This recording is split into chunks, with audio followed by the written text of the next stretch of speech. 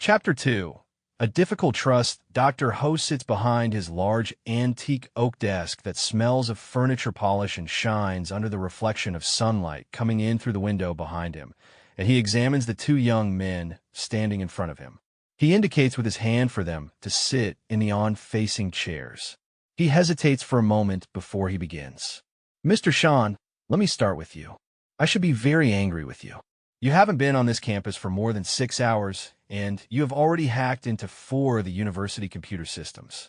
I would never have known about it if you had not sent me that email detailing the fraud being committed in the finance and trust department that manages the university investments.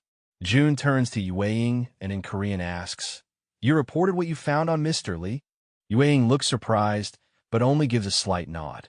In perfect Korean, Dr. Ho says, "Mr. Young, you need to know that I speak Korean since I was raised by my Korean grandmother." Dr. Ho looks at both men.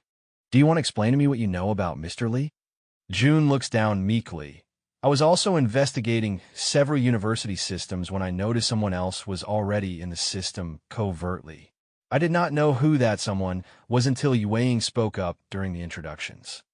He looked over at Yue, who was casually watching him. "I have 2 questions for you, then, Mr. Young." Dr. Ho inquires, "Why were you poking around in our systems, and do you agree with Mr. Shan's assessment of the finance department?" Let me answer the second part first. I do agree with Yue.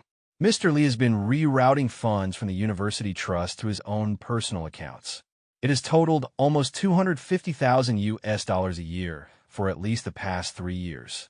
June looks at Yue, who only agrees with the assessment.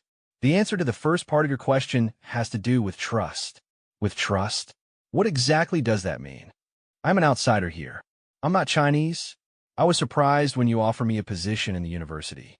I'm aware of its nationalist history. My family is deeply involved with the Korean government. The family businesses also have dealings with Chinese businesses, and I was worried about our investments and possible conflicts in these investments between our 2 governments. I also wanted to know what the academic competition would be like among the other students. I am sorry if this offends you or the university. Dr. Ho just stares at him a moment before turning his attention to Yue.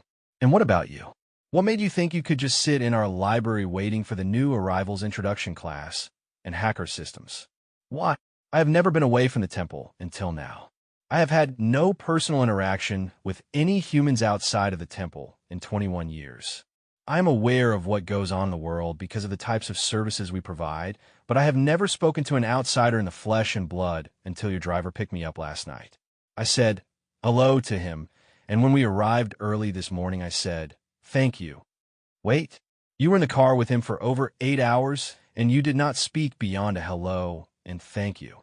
He told me when we stopped to get gas for the car that I could use the toilet. I did, and then went back to the car. Most of the time, I meditated to control the unease my stomach felt from the movement of the long car ride." Dr. Ho just looked at him with a strange look on his face. "But that doesn't explain why you hacked into our systems." Yue answers, "I'm very untrusting of outsiders. To alleviate some of my trust issues, I wanted to learn something about the other students and staff. Also, one of the ways the temple builds trust with their clients is to examine their financial records for any possible wrongdoing or breaches in their security. Your systems seem to have sufficient security, but I did code in some additional security around your own personal files." Without hesitation, June states, "I also added a few tweaks to the additional security Yue provided on your personal files." June and Yue look at each other before returning their attention to Dr. Ho. Dr. Ho asked, "Why? Why my personal files?" The 2 students look at each other, and finally Yue says, "Tell him." June looks back to Dr. Ho. "There have been 10 attempts to gain entry to your personal files in the last 3 days. No attempts for months that I could find, and then suddenly 10 hurried attempts. Yue, that is what I also saw. The source of those attempts is also troubling." Dr. Ho seems confused. "What source? What are you not telling me?" Yue reaches into his backpack for a moment. June hears a very soft click and perceives an ultra-low frequency as a slight vibration sends a mild sensation momentarily across his skin. He's felt that before, in his father's office when secrets were discussed. It must be a field distorter for any possible listening devices within a specific radius. He signals to Yue that he understands, but still suggests that he answer quietly and in Korean. Yue leans in close to Dr. Ho and whispers in Korean. The source is from a central government security office here in Beijing. June nods in agreement. Dr. Ho leans back in his chair. It creaks, and the leather moans under his weight. His posture deflates a bit. He looks back and forth at each student in deep thought for at least 20 seconds. Slowly standing, he motions for them to rise. I'm changing your room assignments. Follow me. We will first pick up your luggage on the second floor of the dorm.